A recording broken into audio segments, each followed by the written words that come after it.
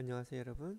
이번 시간에는 전산세무1급 제104회 기출문제 실무편으로서 지난 시간에는 우리 실무에서 진산산업에 대한 전표입력, 부가가치세 부속서류, 결산 정리사항, 그다음에 원천징수에 해당되는 것을 요 진산산업의 자료를 통해서 입력을 해봤고, 이번에는 법인 조정에서 장수호 기업이라는 우리 회사에서 접대비 조정명세서, 그 다음에 미상각 자산 감가상각 조정명세서, 외화자산 등 평가 차손익 조정명세서, 소득금액 조정합계표, 기부금 조정명세서, 이 5가지에 대한 법인세 관련 법인 세무조정 관련된 문제를 풀어보도록 하겠습니다.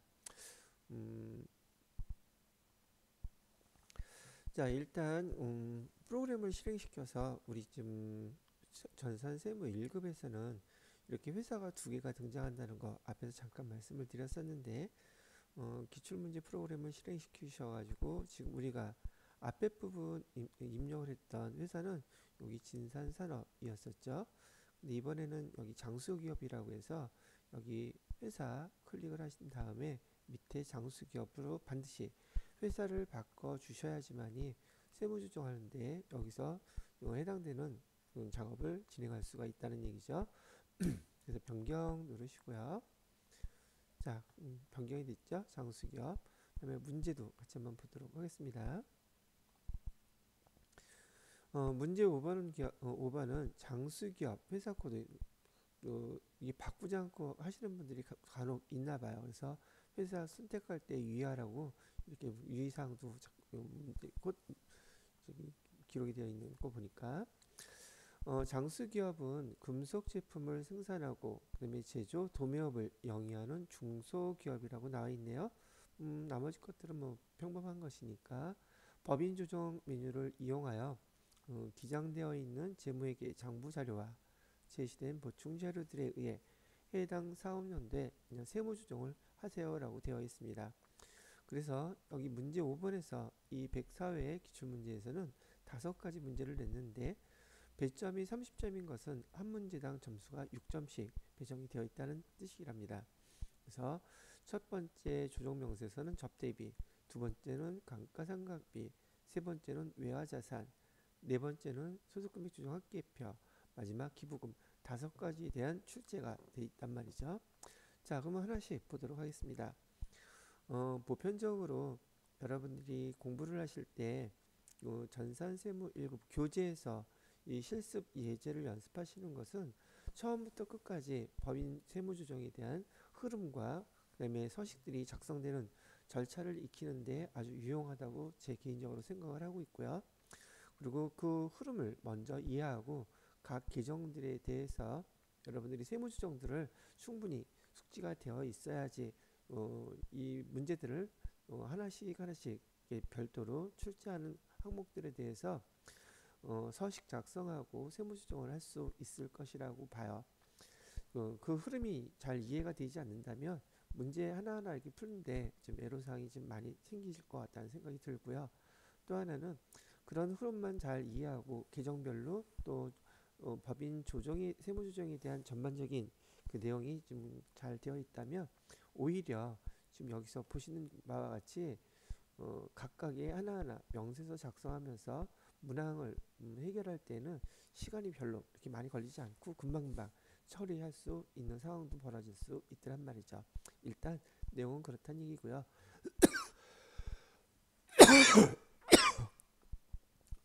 사례가 걸렸네요.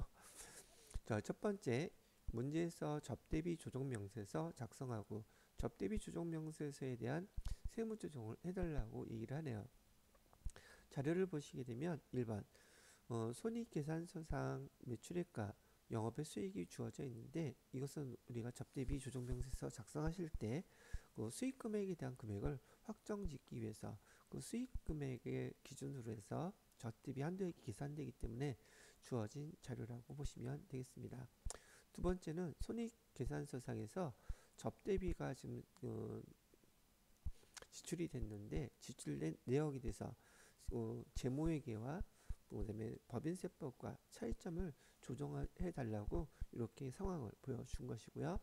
세 번째 문제를 보게 되면 상품을 갖다가 원가는 100만 원짜리, 시가는 150만 원짜리인데 거래처의 사업상 증정을에 따르면 이거는 간주 공급에 해당이 되겠죠. 간주 공급에 해당이 되고 간주 공급에 해당되는 그 회계 처리, 재무회계에서 얘를 광고 선전비라는 비용으로 처리했는데 이 내용과 그다음에 법인세법에서 얘를 보는 시각이 다르더란 말이죠. 그래서 요거에 대한 것도 세무조정을 해달라고 자료를 이렇게 주었습니다. 자, 그러면 요 세 가지 항목들 여러분들은 교재나 아니면 시험지 직접 보시고요. 저는 이제 화면 프로그램을 실행을 해야 되니까 보면서 같이 해보도록 하겠습니다. 자, 일단 화면을 클릭하시고요. 여기서 접대비 법인 조정, 접대비 조정 명세서 여기 있죠. 자, 접대비 조정 명세서를 갖다가 좀 보시게 되면 지금 불러오기를 해서 예전에는 실행되는 자료들을 다 불러왔었는데 지금 여기서도 마찬가지로 주어진 그 회사 장수기업이라는 곳에서 입력되어 있는 자료를 그대로 불러왔습니다. 근데 문제에서 주었던 자료 중에 하나가 보시게 되면 제품 매출은 20억, 상품 매출은 12억 200만 원. 그런데 상품 매출에서 특수 관계자된 매출액이 1억 원이 포함되어 있다고 얘기하고 있고, 그다음에 영업의 수익까지 다 되어 있는데 이유야 어떻게 됐다? 이건 우리가 손댈 것은 아니고 요 32억 5,200만 원 중에서 지금 우리가 여기서 수익 금액을 조정해 줘야 되는 게 특수 관계인 간의 거래 여기에다가 1억 원을 이렇게 입력을 하시게 되면 지금 일반 수익 금액이 줄어들고 있죠. 그래서 접대비의 한도는 특수관계자 거래 금액을 제외한 이 금액에 제한을 받는다 이렇게 얘기가 된다는 얘기죠. 자, 그런 다음에 우린 나머지 자료는 그냥 불러오기만 했단 말이죠. 그래서 그대로 놔두시면 되고요. 거기 해당 항목 중에서 접대비로 법인세법과 재무회계가 다른 게 하나가 있는데 그 다른 게 요거예요. 지금 우리가 회계 처리할 때는 상품의 원가 100만 원에다가 부가가치세, 시가로 부가가치세 예수금 납부한 거 요거 두 개를 합쳐서 광고 선전비로 이렇게 회계 처리를 했는데 실제로 얘 성격은 거래처의 사업상 증정했다고 하니 광고 선전비로 보지 않는다는 거죠. 개정 여하를 막론하고 법인세법에서는 실질적으로 이건 거래처에다가 증정한 것은 접대비라고 본다는 얘기예요. 그러면 거래처에 접대한다고 했을 때 원가가 아니라 금액은 시가로 150만 원으로 본다는 얘기고 또 한 가지 여기에 부가세 15만 원까지 포함해서 이런 간주 공급에 해당되니까 총 금액 접대비로 회계 처리할 금액은 지금 여기 165만 원이 된다는 얘기죠. 165만 원. 그래서 얘가 의미상으로는 계정상으로는 광고 선전비여도 의미상으로는 접대비이기 때문에 이거를 접대비 조정 명세서에 반영을 해주셔야지 돼요. 그래서 화면에서 여기 접대비가 있기는 하지만 광고 선전비 중에서 여기 광고 선전비 800번대죠. 중에서 165만 원을 접대비로 포함을 시켜서 접대비 한도액을 갖다가 계산하셔야 된다는 얘기입니다. 그래서 이렇게 접대비 성격을 반영한 다음에 이렇게 반영한다. 참고를 알아주시고요. 그 다음 문제를 보시게 되면 여기 그 접대비 중에서 지금 상무이사 개인경비라고 나와 있어요. 100만 원을 갖다가 현금으로 증빙 적격 증빙도 없이 개인경비로 100만 원 사용했다고 나와 있죠. 이건 이따가 우리가 세무조정 해줄 때 상무이사의 개인 경비는 당연히 접대비들은 송금 불산입을 하잖아요. 송금 불산입으로 세무조정할 것이고요. 그다음에 개인 경비 금액은 100만 원. 그다음에 소득처분은 여기는 회사 직원이기 때문에 상여로 이렇게 이따가 소득처분까지 해 주셔야 될 항목이에요. 참고로 알아두셔야 한다는 얘기죠. 자, 그다음에 또 이런 자료를 보게 되면 전 여러분이 여러 번 반복해서 이런 법인 세무조정하는 내용들을 익히다 보면 대부분 다 거기서 거기에요. 법인 세무조정하는 항목 개정들에 대한 항목들이 그래서 반복성만 잊지 마시고 반복해서 매번 시간 날 때마다 계속 반복 연습하시게 되면 얘는 나중에 기계적으로 처리할 수 있는 항목들이 될 수 있어요. 즉 제가 볼 때는 그닥 어려운 내용의 난이도는 아니란 얘기죠. 근데 이해하는 게 좀 시간이 걸리고 반복하는 작업이 필요하다는 것 뿐이고요. 법인카드는 신용카드를 사용했는데 신용카드 사용한 것은 전액 3만 원 초과한 거에 대해서 사용했다가니 별 문제가 될 것은 없어 보이고요. 또 하나 문제가 될 수 있는 것은 여기 법정 증빙 서류가 없대요. 그리고 간이용 수증을 수취했다고 그러네요. 그럼 얘는 뭐라고 되냐면 차후에 얘기하시게 될 지난번에 우리 이론 때도 여러 번 얘기해 드렸던 이런 접대비 사용한 것들은 송금으로 인정해 주지 않는다 그랬어요. 얘도 송금 불산입 항목이 됩니다. 송금 불산입 항목이 되고 얘는 신용카드를 사용하지 않은 증빙이라고 보시는 거예요. 그래서 신용카드 미사용 여러분 실무에서나 특히나 시험 문제에서 있잖아요. 이렇게 신용카드 사용하지 않은 거에 대해서 반드시 세무조정에 나오게 되는데 얘는 기타 사외 유출로 처리한다고 우리가 배웠던 항목 중에 하나였죠. 그래서 기본적으로 이 두 가지 세무조정이 나올 것이고 제가 말씀드렸던 송금 불산입 항목 중에서 접대비는 한도액 계산한다고 그랬잖아요. 그래서 송금 불산입 그다음에 접대비 대부분 회사들이 접대비 한도 초과 계산을 하게 되면 초과액이 나와요.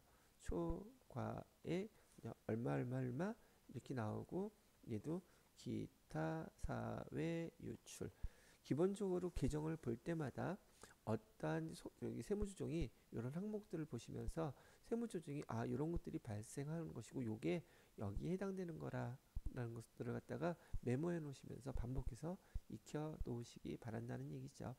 자, 그러면 이런 내용들을 우선 상무이사 개인 경비를 프로그램에다가는 어떻게 입력하느냐고요. 여기 보시게 되면 사적 사용 경비라고 되어 있죠.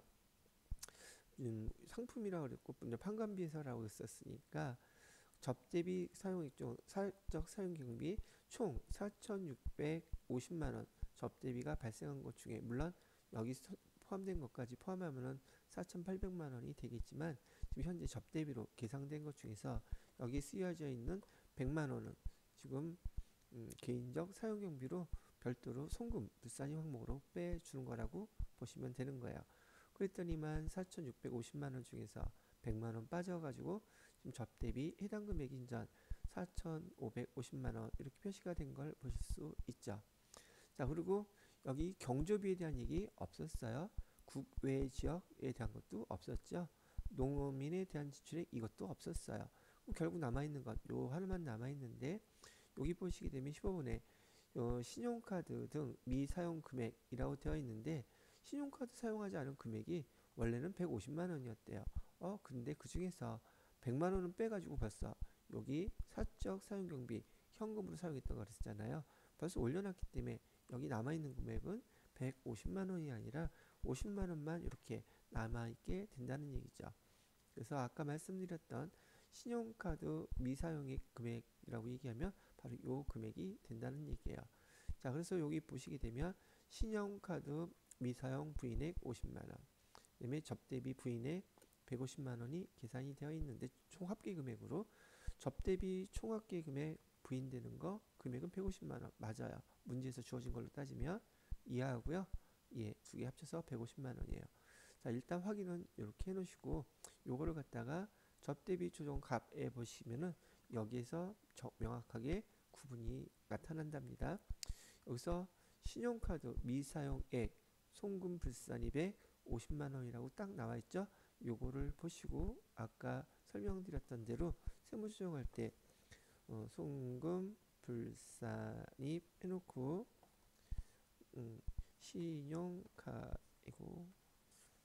신용카드 미사용에서 50만 원 이렇게 해주시고 얘는 기타 사외 유출 이렇게 하나 정리해 주시면 첫 번째 세무조정 해당되는 걸 마무리하게 되신 거예요. 자, 그 다음에 한도 계산을 하게 되는데 쭉 내려보시면은 여기 보시면 여기 한도 초과액 여기 나와 있죠. 요것도 세무조정 해주셔야 되겠죠. 한도 초과에 무조건 나온다 그랬잖아요. 대부분은. 얘도 송금 불산입 접대비 한도 초과액 금액은 116만 4천 원 이렇게 해놓고 기타 사외 유출 이렇게 쓰시면 됩니다. 그 다음에 아까 개인 사용 경비 있죠? 걔는 별도로 써주시면 되는 거고. 그래서 지금 이 문제에서는 세무조정에 대한 항목이 총 3가지가 나왔던 거예요. 아까 상무이사가 쓴 개인적 경비 있죠? 사적 불산입 해놓고 상무이사 개인 경비 금액은 100만원 이렇게 해놓고 이거는 상여 처분 소송 이렇게 해서 이 문제에서는 자료를 입력하시고 난 다음에 요 3가지 세무조정이 입력되면 끝나는 문제가 되겠습니다. 조정 등록에다가 바로 등록하고 마무리 짓도록 하겠습니다. 여기 나와있죠? 상무이사 개인 경비 이렇게 해놓고 금액은 100만원 이는 상여 처분한다. 두 번째로는 접대비 신용카드 미사용 얘는 50만원이었었고요. 얘는 기타 사회 유출 그 다음에 접대비 그 다음에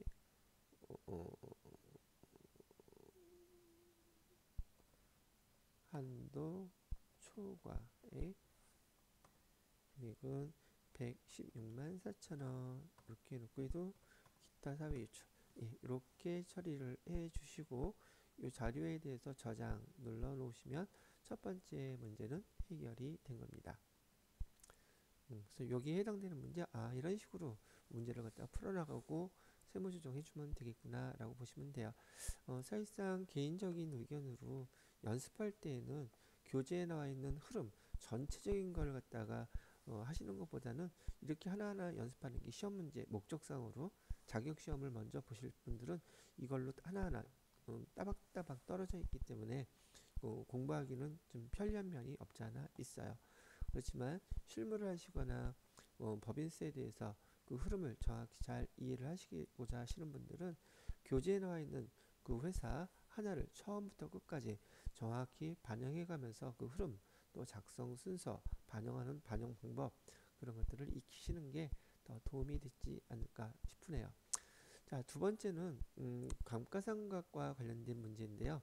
감가상각에서는 여기 프로그램을 우리가 접할 때 우선 대부분 문제에서는 고정자산을 입력하라고 보기와 같이 고정자산에 대한 자료를 줘요. 그러니까 그 세무조정하기 전에 이러한 자료를 주어진 내용에 따라서 고정자산에 먼저 등록하고요. 그래서 첫 번째 고정자산 등록하라고 문제에서 알려준 거예요. 두 번째로는 이 등록된 자산들 보통 고정자산들은 세무조정할 때 각 계정별로 따로따로 세무조정하게끔 되어 있고 그렇게 해달라고 얘기를 하고 있단 말이죠.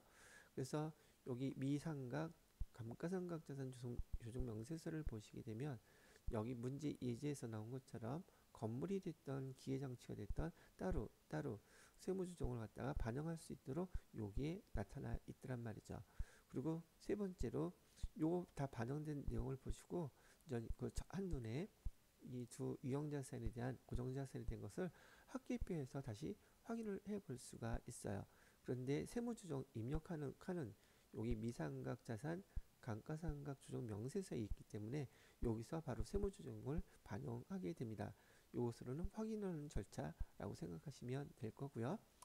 자, 일단 문제에서 주어진 건 여기 건물 기계장치 바로 입력할 거고요. 밑에 뭐라고 써진지 한번 보도록 할게요. 회사는 감가상각 방법 무신고했다 그러잖아요. 무신고할 때 건물은 정액법을 법인세법에서 사용하고요. 그 이외 자산들 중에서 기계장치는 정률법을 사용하게끔 되어 있다. 이 정도도 알고 계셔야 합니다. 그 다음에 회사가 신고한 내용연수 건물은 40년 기기장치는 5년 알려 줬죠. 이따 고정자산 입력할 때 이 자료 보고서 그대로 따라서 입력해 주시면 된다는 얘기죠. 항상 이 감가상각 자산에 대해서는 여기서 보기에서 보는 것처럼 이런 문제 해결 부과되는 사항들을 이슈를 꼭 주는데, 회사는 공장, 건물, 승강기 설치 비용, 자본적 지출이라고 나와 있죠.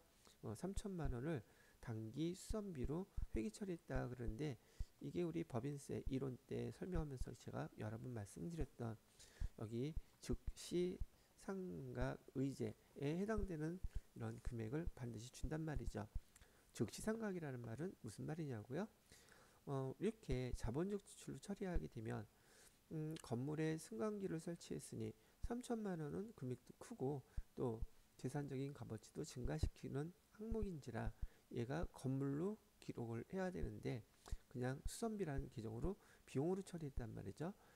자본적 지출로 처리하는 이유는 이 금액이 건물이라는 금액에 포함돼서 감가상각하면서 동시에 같이 내용연수 기간에 걸쳐서 조금씩 비용화 시키라고 그렇게 한 의미인데, 담당자가 지금 자본적 지출을 비용으로 다 처리해 버렸으니까 전체 3천만 원 금액이 올해 다 비용으로 기상이 되더란 말이죠. 뭐 어버치나 매치나 똑같기는 하지만 합리성은 떨어지죠. 그런데 법인세법에서는 얘를 즉시상각의제 3천만 원 전체를 그냥 올해 상각비로 다 계산한 것으로 보겠다 이거예요. 그래서 즉시상각한 것으로 보고 그 감가상각비 한도액을 계산해서 해당되는 만큼을 송금으로 인정해 주겠다. 그렇게 얘기를 하는 것이죠. 자, 그래서 요건 즉시상각 의제에 해당되는 것이고요. 두 번째 기계장치에 대해서 보니까 기계장치는 정기말 상각 부인액이 있다고 500만 원이 있다고 알려주고 있어요. 즉 지난 전기에 기계장치에 대한 감가상각을 했는데 그 감가상각의 한도액을 넘어서 이만큼은 부인됐다 이런 뜻이에요.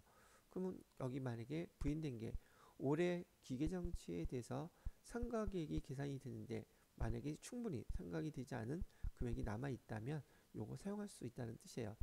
정기말 상각 부인액 500만 원이 전체 금액 다 송금 산입된다는 뜻이 아니라 그 기계장치에 대한 금액을 확인해 보고 해당되는 금액만큼 허용되는 만큼만 송금으로 인정되실 수 있다는 얘기가 되겠죠. 자, 그럼 이런 자료를 보시고선 얘가 좀 우리 프로그램에다가는 어떻게 반영해서 세무조정을 하는지 하나씩 보도록 하겠습니다. 놓고요. 첫 번째는 고정자산 등록을 하라고 했으니 고정자산 클릭을 하시고요. 고정자산에서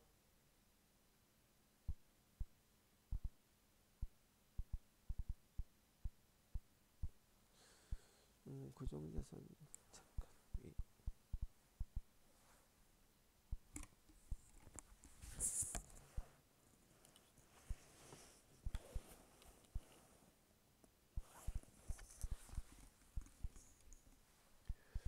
자, 고정자산의 첫 번째 건물이라고 주어져 있죠. 건물 코드 번호는 101번으로 등록해 달라고 그랬고요. 네, 공장 건물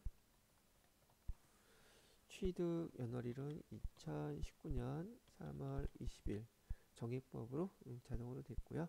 기초가액은 4억 원.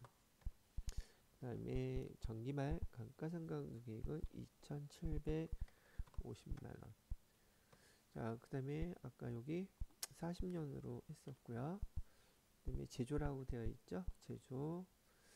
그 다음에 업종에다가는 시험에서 주어진 내용들은 가능하면 100%다 반영하시도록 해야 합니다. 눌러보시게 되면 연화조 블록 바로 요거네요.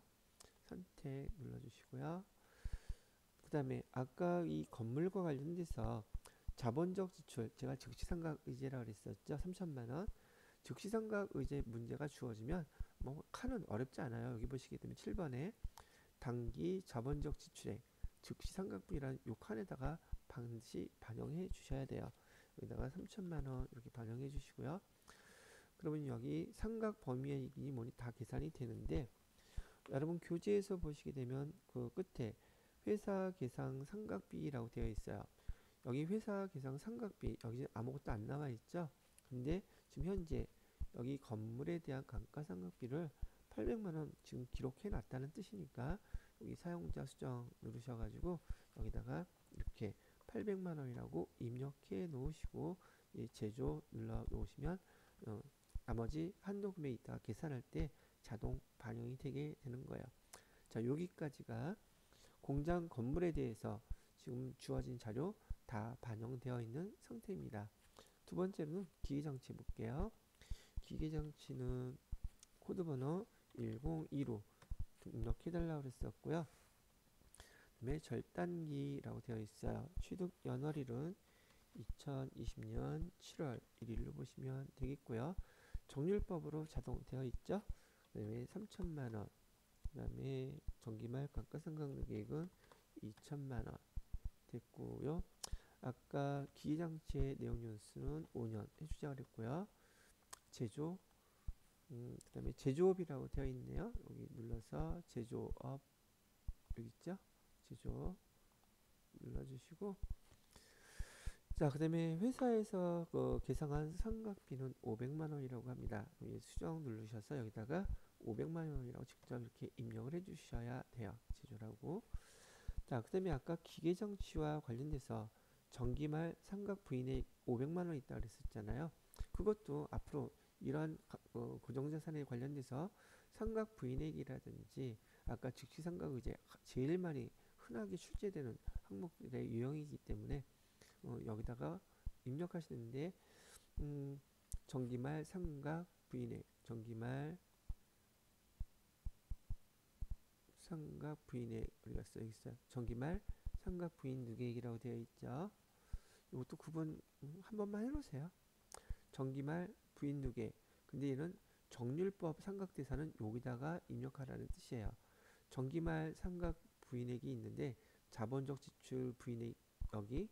그다음에 아까 얘기했던 7번에 단기 자본적 지출 즉시상각분 여기 즉시상각 누계액 단기 감소분 이런 것들을 어디다가 넣는지 기출문제 풀어보시면서 아 이게 이 자리구나라고만 알아두시면 되는 거예요. 뭐 매번 바뀌거나 뭐 그런 거는 아닌데 용어들을 구분해서 아 요거는 어디라는 걸 이해를 하셔야 된다는 얘기죠. 지금 여기서는 정기말 부인누계액 정률법에 해당되는 이 기계장치 절단기 기계장치 거는 500만 원이라고 알려줬기 때문에 여기다 500만 원 이렇게 입력해 주시면 된다는 얘기를 합니다. 자, 그러면 이렇게 해서 문제에서 주어진 고정자산에 대한 자료 입력과 주어진 내용을 다 반영해서 마무리가 됐어요. 됐고요. 두 번째 뭐 하라 그랬냐면 고정자산을 등록하고 난 다음에 미상각 자산 감가상각 주석 명세서 얘를 보라 그랬었어요. 그래서 얘를 보고서 벌써 입력한 자료를 불러오기만 하면 돼요. 그냥 불러오기를 눌러보시게 되면 여기 정액법에 해당되는 공장이 여기 있고요. 정률법에 해당되는 것도 불러와 있어요. 근데 일단 정액법에 해당되는 공장 건물부터 보시게 되면 이 금액에 대해서 이쪽 항목을 보시면 됩니다. 쭉 내려가 보세요. 내려가 보시게 되면 회사 감가상각액 차감액 나와 있고요. 상각 부인액이 부인 두 개의 추가 송금 산입부 단기말 부인액 바로 기계 공장 건물에 대해서 감가상각이 좀 한도 초과돼서 송금 불산입으로 결정된 금액이 이 금액이라고 지금 알려주고 있는 거예요. 바로 여기 미상각 자산 감가상각 주석 명세서 여기에서 바로 이 금액에 대해서 공장 건물이 감가상각 한도액을 초과한 결과만 반영시켜주면 된다는 거죠. 어떻게? 여기다가 조정 등록 누르시고요. 밑에다가 공장 건물 감가상각 한도 초과액 이렇게 하고 밑에도 나와 있죠.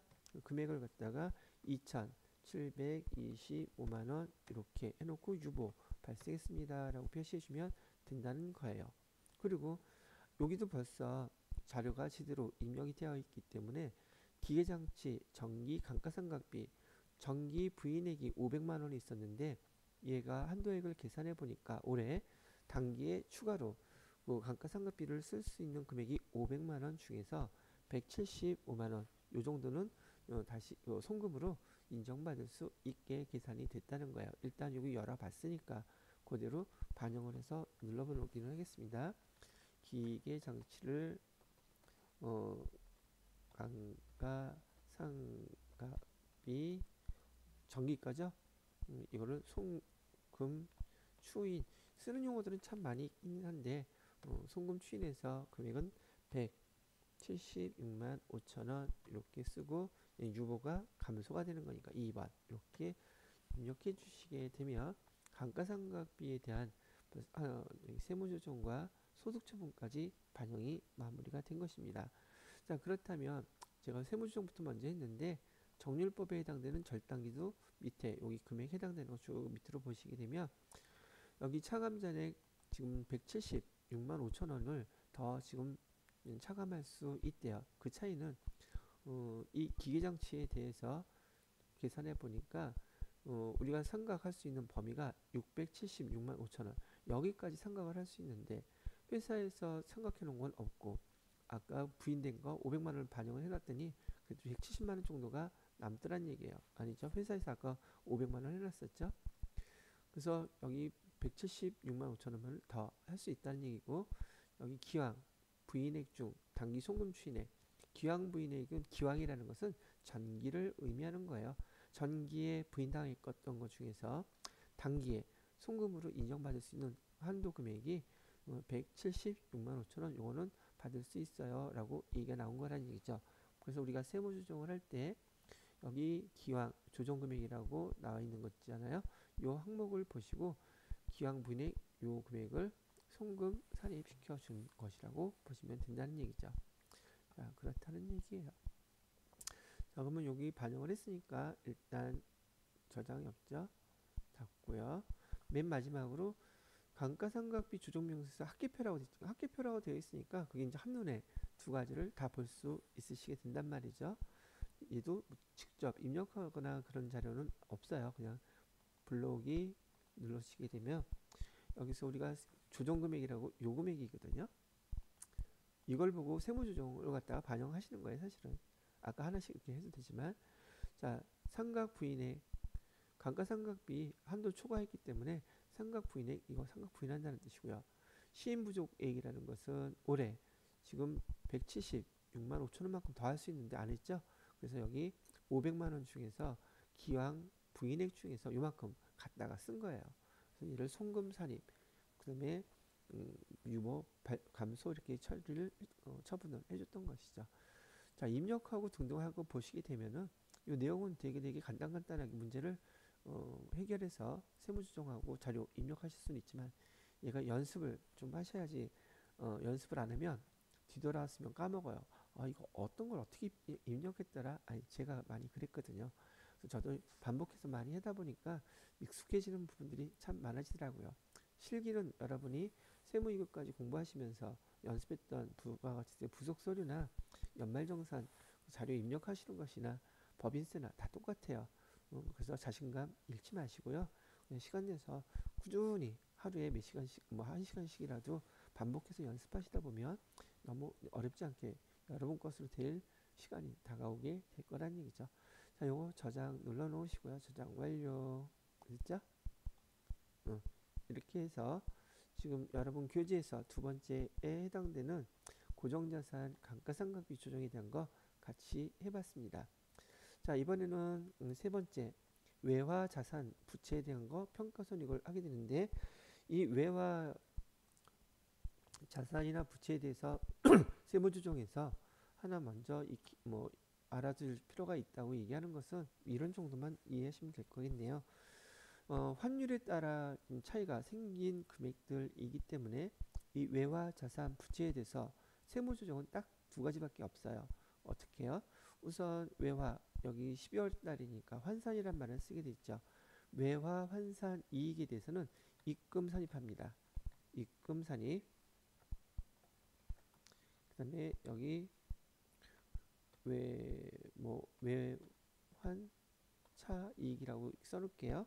금액 얼마 써놓고 얘는 실제로 환율에 따라서 주고받고 한 것은 아니고 평가이기 때문에 그냥 유보 발생으로 처리하시면 되는 것이고요. 그다음에 외화 환산 손익이 나와 있잖아요. 그건 송금이에요. 즉 외화 환산과 관련해선 이익은 입금으로, 손실은 송금으로 세무 조정한다는 뜻이에요. 산입으로 조정하시면 되겠고요. 얘는 외환 차손인 경우에는 얘는 유보 발생 똑같아요. 이렇게 세무 조정한다, 소득 처분한다. 요 틀을 먼저 기억을 해 두시라고 먼저 설명을 해드립니다. 자, 그리고 여기에 해당되는 자료를 보시게 되면 외화 예금이 있고 외화 차입금이 있어요. 얘는 외화 예금은 자산에 해당되는 것이고 외화 차입금은 부채에 해당되는 것이죠. 그리고 문제를 잠깐 읽어보면 발생일자 외화 종류, 외화 금액, 그 다음에 발생할 때 적용했던 환율. 근데 사업연도 종료일, 매매 기준율이라고 나와 있네요. 얘도 환율이죠. 얘는 발생했을 때 얘는 매매 기준 환율이라는데 얘가 언제 쓰이느냐 보는 거죠. 옆에 부채만 다를 뿐 똑같고요. 자, 그래서 1번부터 주어진 4번 문제까지 보시게 되면은 2022년 결산 회계 처리 시 외화 자산, 외화 부채에 대한 평가는 하지 않았대요. 이건 왜 이런 말을 하냐면 결산할 때 외화 자산과 부채에 대해서 평가를 하게 되면 우리가 지금 법인 세무조정하면서 나온 금액하고 우리가 해당되는 회계 처리한 금액의 차액만큼만 조정해 줘야 되는데 그렇게 하면 좀 헷갈릴 것 같으니까 시간 걸릴 것 같으니까 아예 우리가 재무회계 결산할 때 외화 자산과 부채에 대해서 평가해서 기록하지 않았다고 얘기하는 거예요.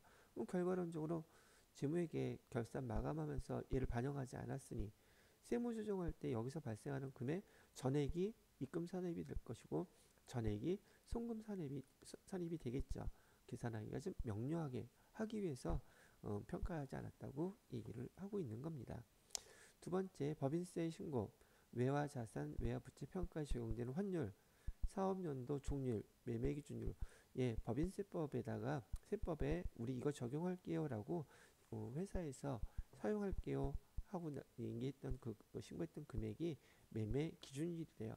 그래서 사업연도 종료일, 매매 기준율 요거 사용하라고 있다가 알려준 거예요. 우리 재무회계에서 12월 30일 날 발생한 환율, 그 금액은 또 다른 금액이겠죠. 그죠? 12월 31일 그 환율과 여기 매매 기준이 같지가 않아요. 그래서 만약에 재무회계에서 환율 평가를 했다면 여기 1960원이지만 그때 금액은 1960원이 아닌지라 자료가 3개가 나온단 말이죠. 얘 처음 거 12월 30일 날 평가한 거 매매 기준율 이런 형태의 문제도 있기는 해요. 근데 지금은 12월 30일 날 평가하지 않았다고 했으니까 우리는 요것만 사용하면 됩니다. 3번에 단기 화폐성 외화자산 외화부채 자료 2개밖에 없대요. 세무조정 자산 부채 따로따로 하라고 얘기가 나와 있네요. 일단 금액을 계산할 수는 있지만 직접 자료에다가 입력해 보면서 그 결과값을 보여드리도록 할게요. 자, 외화 자산 클릭하시고요. 외화 자산 외화 종류 여긴 자산을 입력하시는 거고요. 밑에 칸에다가는 외화 부채를 입력하는데 외화 종류가 달러인지 그다음에 원화인지 그다음에 뭐 위안화인지 마르크인지 그런 거 물어본 거예요. 여기는 지금 아까 달러를 빌려있었죠. 달러였었고 외화 예금의 그 빌린 외화 금액 외화 예금의 금액은 12,000불이었었고요. 적용환율은 장부에 현재 처음 빌려왔을 때 환율이죠. 여기 시험 문제에서 주어진 1,800원이 적용됐었어요. 그래서 원화로 2,160만 원이었는데 지금 법인세법에서 평가할 환율 뭘 쓰겠다고 우리가 신고해놨냐면 1,960원이라고 해서 사업연도 종료일 매매기준율을 적용했어요. 그랬더니 금액이 차이가 나죠. 뭐 해석을 해보면 처음 가져올 때 우리 자산이잖아요. 자산이 1,800원이었는데 지금 1,960원. 돈이 더 많아졌죠. 그러니까 얘는 외화 환산 이익이 되겠죠. 바로 이 금액을 우리가 세무조정 해줄 거란 얘기예요. 어떻게? 입금 산입, 그다음에 외화 환산 이익 해놓고서는 또는 여기 아까 얘기했던 외화 예금 평가 아니면 환산 해서 이만큼은 음, 유보 발생이라고 이렇게 써주시면 된다는 얘기예요. 두 번째 외화 부채 종류를 보시게 되면 얘도 달러를 갖다가 써갖고 왔던 것이라서 USD 달러였었고요. 외화 금액은 7,500불이라고 되어 있죠. 7,500불. 적용 환율은 1,890원이었었는데 적용 환율은 1,960원 하니까 오히려 부채 쪽에서는 우리가 손실을 봤죠. 환율은 올라갔지만 해석할 때 우리가 빌려온 돈 1,890원을 빌려왔는데 지금 갚아야 될 건 1,960원이니 손해죠. 그래서 얘는 외화 환산 손실이 되는 거예요. 지금 자료는 주어진 대로 다 반영이 끝났어요. 그리고 이거에 대해서 세무조정 해주라고 얘기하면 이렇게 세무조정 해주라고요. 입금 산입 여기는 아까 외화 예금이라고 그랬었죠. 외화 예금에 대해서 환산을 해봤더니 그렇게 되더라. 금액은 192만원이더라. 얘는 유보 발생이라고 쓰더라. 끝이에요. 이렇게 하면 되는 것이고요. 그 다음에 밑에 손실에 대해서는 얘는 송금 산입하기로 했었죠. 송금 산입 이렇게 해주시고요. 얘는 외화 차입금 환산을 해봤더니 이만큼 차이가 나더라. 금액은 52만 5천원. 여기에 대해서 유보 발생 이렇게 처리를 해주시면 마무리가 되는 거예요. 알고 나면 되게 짧은 시간에 6점짜리 쉽게 딸 수 있는 항목이 되겠죠. 자, 여기 그대로 반영합니다. 자, 입금 산입은 외화 예금 환산 금액은 192만원 유보가 발생했고요. 송금 산입하는 것은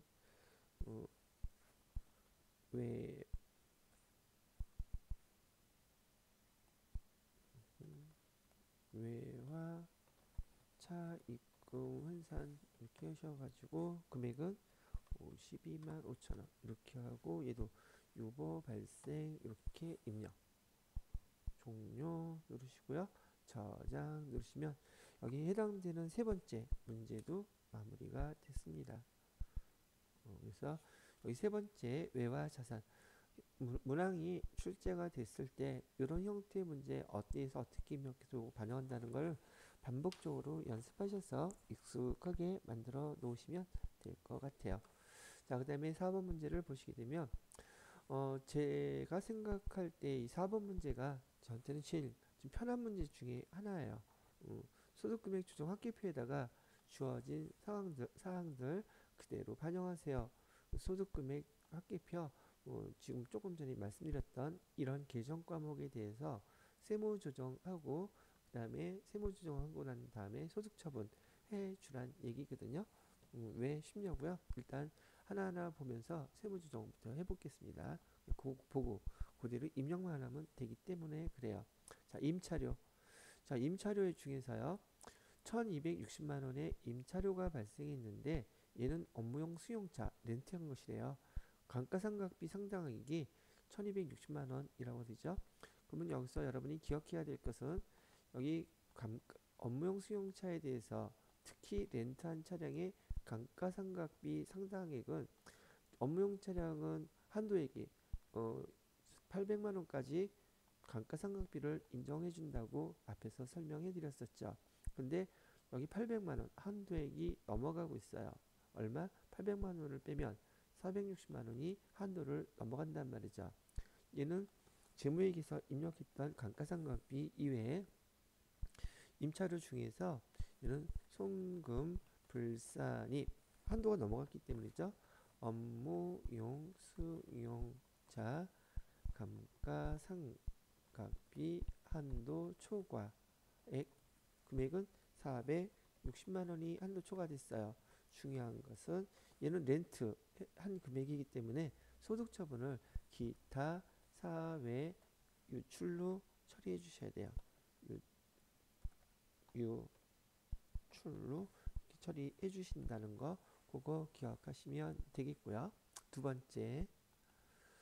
번째는 매도 가능 증권인데 이 매도 가능 증권에 대한 건 교재에서 설명할 때 이 파트가 나오지를 않았었어요.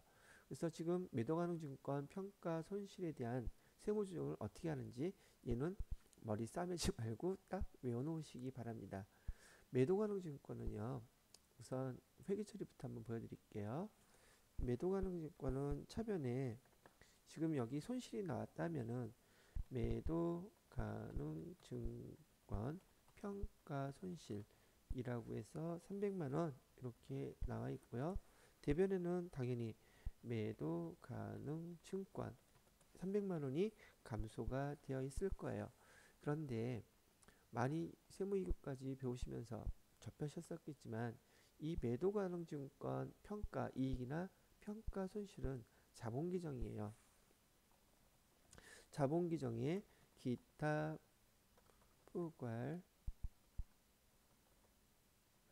손익 누계액에 포함되어 있는 항목이고 이렇게 우리 유가증권에 대해서 증권회사라든지 금융기관이 아닌 이상 법에 의한 것이 아닌 이런 평가는 법인세법에서 인정하지 않습니다.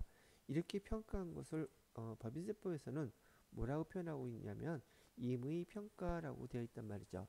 임의평가를 인정하지 않으니 지금 매도가능 증권 자산이 감소했잖아요. 그죠? 매도가능 증권이라는 유가증권의 자산이 감소했기 때문에 인정하지 않으니까 이 인정하지 않는 금액에 대해서 다시 환원을 시켜줍니다. 그래서 매도가능 증권 자산이 감소한 것을 입금 산입으로 처리를 하면서 유가증권 매도 가능 증권을 다시 환원시키는 절차를 밟아주고요. 300만 원. 그리고 매도 가능 증권은 자산이기 때문에 지금 처분된 것이 아닌지라 거기 매도 가능 증권에 대해서는 유보 발생이라고 소득 처분을 해줘요. 거기에 반해서 여기 매도 가능 증권 평가 손실은 자본 규정에 있는 거잖아요. 얘도 마찬가지로 입금을 다시 산입시켜주고 송금으로 또 다시 환원을 시킨단 말이죠. 송금 산입에 똑같이 더해주고 빼주고 해야지 차이가 없는 것으로 나타나기 때문에 얘도 매도 가능 증권 평가 손실 해서 300만 원 이렇게 송금으로 인정해주는 대신에 얘는 자본 규정에 있던 것이기 때문에 소득 처분을 기타라고 해준다는 얘기죠. 얘는 자산도 아니고 그다음에 부채도 아니고 비용 수익도 아니기 때문에 얘는 그럴 경우에는 우리 기타로 소득 처분한다고 배웠던 것처럼 요 매도 가능 증권 평가 이익이나 평가 손실에 대해서는 반드시 세무조정이 환원시키는 두 가지가 나온다는 거. 그다음에 특히나 그 중에서도 여기 기타 매도 가능 증권 평가 이익이나 손실은 소득 처분을 기타로 처분한다는 것도 기억해 두시면 되겠네요. 자, 이렇게 해 주시라고 말씀을 드리고요. 자, 그다음에 법인세 비용. 법인세 비용은 우리가 보편적으로 처음 세무조정 시작하면서 표준손익계산서 불러오면서 바로 세무조정해주는 일반 항목이었었죠. 이거는 재무회계에 의해서 법인세 비용이 결정된 것이기 때문에 일단 재무회계에 의해서 결정된 법인세 비용은 송금 무조건 불산입시킵니다. 송금 불산입에 그다음에 법인세 비용 금액은 720만 원.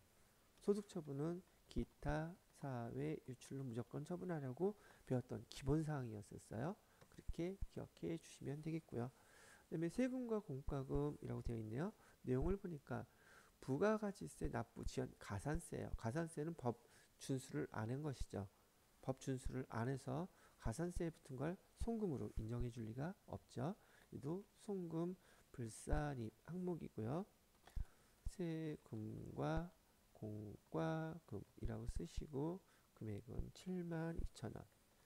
그다음에 얘도 어디다 낸 거예요? 세무서에 냈으니까 기타 사외 유출 이렇게 처리가 되겠네요. 그다음에 마지막 선급비용을 보시게 되면 지금 선급비용 120만 원은 1년치라고 얘기를 했는데 1년분 중에서 12월 1일 날 했기 때문에 재무회계에 의해서 손익의 이연에 대해서 회계 처리한 거 송금, 입금 다 인정해 주는데 지금 이 회사에서는 선급비용으로 처리해 놓고 지금 10만 원에 대해서 지금 비용 처리 아직 안 했다는 얘기예요. 120만 원 전체 선급 비용 자산으로 지금 올려놓은 상태라는 얘기죠. 그러면 여기서 비용 발생한 선급 비용에 대해서 송금 산입 올해 것만 실제로 비용이 얼마 발생한가요? 선급 비용 이게 뭐라 그랬어? 임차료라 그랬죠? 임차료 중에서 10만 원은 올해 거잖아요. 올해 거 인정해 준다고요. 그다음에 얘는 유보 발생으로 이렇게 회계 처리해 주신다. 이런 얘기죠. 그러면 총 이 문제에 대해서 6가지 항목에 대해서 세무조정 처리했던 것을 다 미리 한번 써드렸고 요 금액을 요 해당되는 것들을 그대로 입력을 해 보도록 하겠습니다. 프로그램에서 계정이 소득금액 조정학계표 요거였었죠. 따라할 게 아니라 여기다 그냥 줄창 입력을 하시면 되는 거죠. 첫 번째 게 업무용 승용차 감가상각비 한도 초과액 금액은 아까 460만 원 이렇게 돼 있었고요. 이는 기타 사회 유출로 처리합니다. 두 번째로는 매도 가능 증권이었죠. 매도 가능 증권 300만 원에 대해서 얘는 유보 발생으로 처리해 주시고요. 그 다음에 송금 산입도 있었죠. 반대되는 거. 매도 가능 증권 평가 손실 해가지고 똑같이 300만 원. 얘는 자본 계정이니까 3번 기타로 처리해 주자고 했습니다. 자, 그 다음에 법인세 나왔었네요.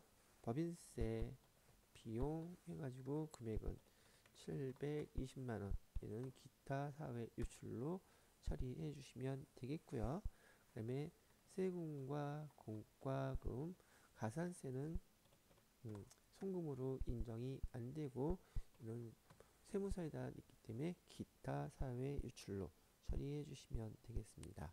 마지막 거 성급 비용에 대해서는 이번 달 거 12월 달 거 한 달치 있었죠.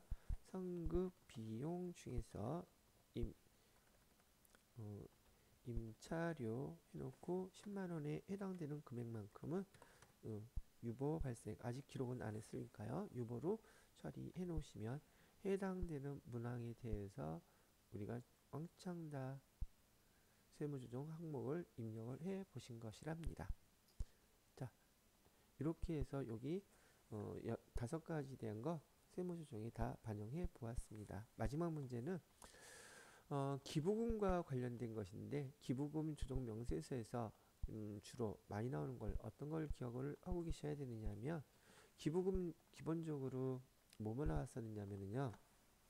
우리가 이 법정 기부금이라고 불렀던 게 지금은 50% 한도 기부금이라고 되어 있고 지정 기부금이라고 부르는 항목이 10% 한도 기부금이라고 이런 게 불리고 있는데 일단 법정 기부금, 지정 기부금, 그다음에 비지정 기부금인데 얘는 송금으로 인정이 안 돼요.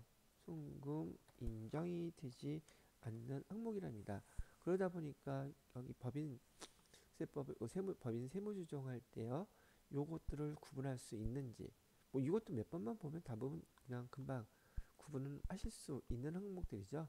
여기는 국가나 지방자치단체에 해당되는 것들, 그다음에 이재민이라든지 뭐 등등 그런 데 하는 것들은 대부분 다 법정기부금에 속하고 지방자치단체 중에서도 어떤 지정했던 공공기관들이라든지 뭐 그런들 학교라든지 뭐 등등 그런 해당되는 것들 지정기부금이라고 보는 것들이고요. 기타 그 이외의 것들 요 항목들은 기출문제를 통해서 어떤 식으로 문제를 내는지 구분만 할 줄 아시게 되면 어렵지는 않은 거예요. 예를 들어서 여기 천재지변으로 인한 이재민 구호금 얘는 법정기부금 50% 한도 기부금이라서 세무조정 필요 없는 항목이에요.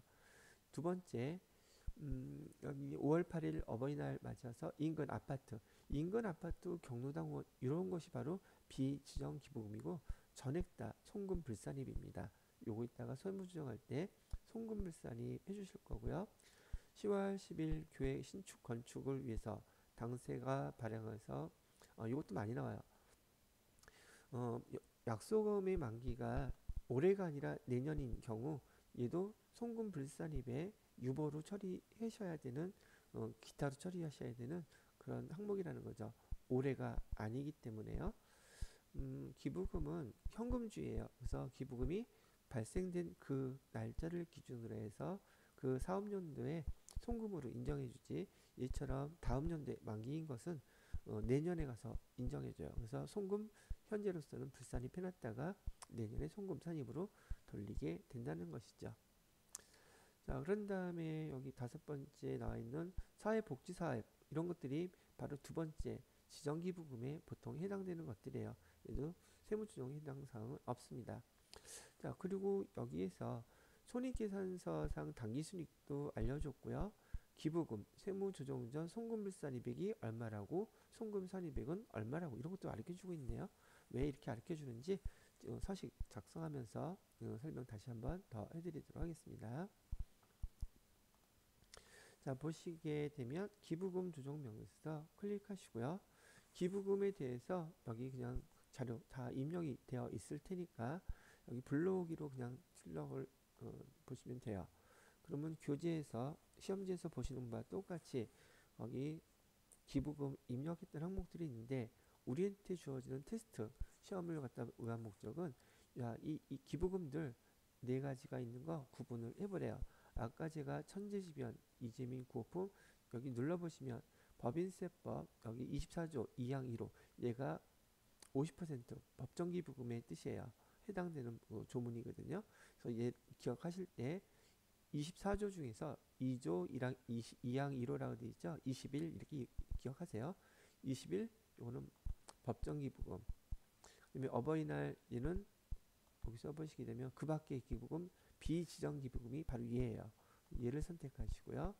교회 건물 어음지급한 거 교회 건물 신축했다 그러는데 얘도 지금 현재로서는 비용으로 송금으로 인정받지 못하는 기타 기부금의 비지정기부금에 해당된단 말이죠. 그 밖의 기부금 이 선택하시고요.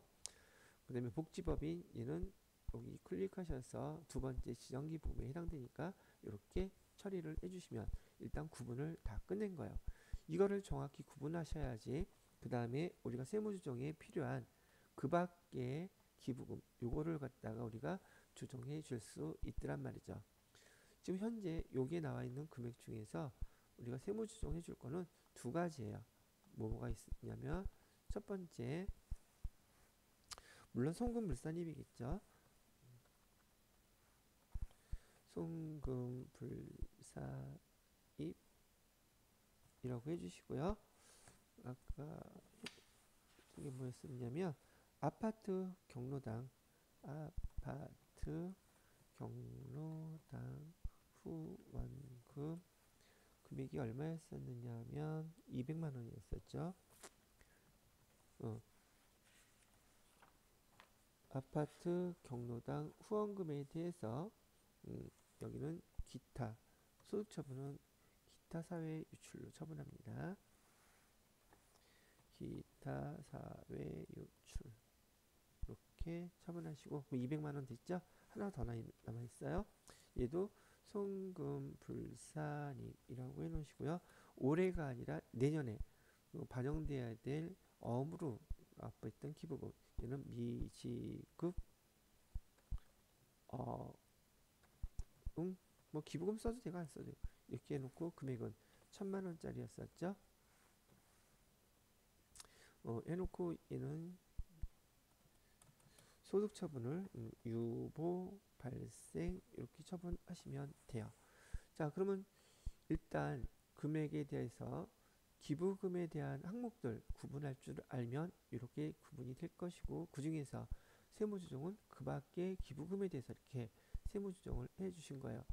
그런데 문제에서 아까 어, 이거 문제에서 아까 알려준 것 중에서 여기 손익계산서상 당기순이익 4,500만 원이라고 가르쳐줬고, 기부금 세무조정 전 송금 불산이백 180만 원, 송금산 200원 채로, 이걸 왜 가르쳐 줬냐면 지금 기부금은 여기 밑에 보시는 것처럼 소득 금액에 따라서 얘가 정확히 확정이 되어 있어야지만이 이것이 법인세, 과세표준이라든지 세액조정계산서에 반영이 되기 때문에 이 금액을 정확히 맞춰 주셔야지 돼요. 문제에서 주어진 대로. 문제에서 결산서상 당기순이익 얼마라 그랬어요? 당기순이익이 4,500만 원이라고 가르쳐 줬죠. 얘는 정확히 맞네요. 입금은요. 입금은 여기 세무조정 우리가 반영하기 전에 금액이 180만 원이라고 했어요. 그럼 얘는 지금 클릭하면 클릭이 안 되니까 수정 누르신 다음에 여기다가 180만 원 먼저 이렇게 맞춰 놓는 거예요. 그다음에 송금산입액은 없다 그랬었죠. 여기 없는 걸로 처리해 놓으시면 이렇게 변하게 된단 말이죠. 자, 여기에서 지금 세무조정 우리가 여기서 해야 될 게 뭐뭐 있었어요? 바로 요 금액이에요.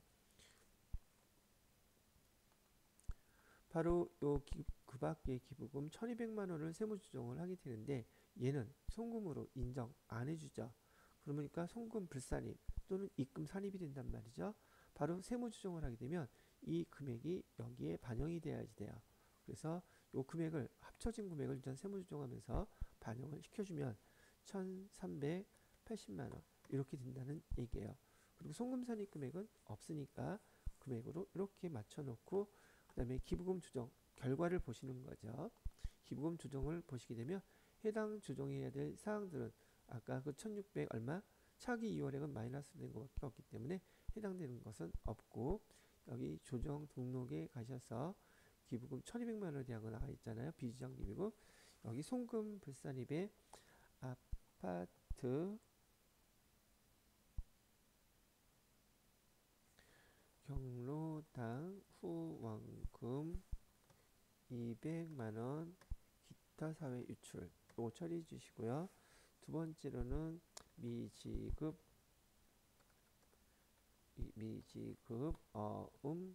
기부금 해가지고 1,000만 원 이렇게 해서 얘는 유보 발생 이렇게 입력을 해 놓으시면 된다는 얘기랍니다. 자, 그러면 세무조정까지 이렇게 해서 마무리가 됐고요. 그 다음에 여기 기부금 입력하는 항목들을 한번 같이 해봤는데 요것뿐만이 아니라 앞으로 계속 연습하시게 될 여러가지 세무조정 또는 기출문제 여러 회차 관련된 것들 이렇게 반영하는 거 보시면서 익혀 놓으시면 되겠습니다. 이해만 하면 자료 작성하고 세무조정하는 건 금방금방 하실 수 있어요. 그래서 익숙할 때까지 반복해서 연습해 주시기 바랍니다. 자, 104회 기출문제 법인 조정 해설은 여기까지만 하고 마무리 짓도록 하겠습니다. 수고하셨습니다.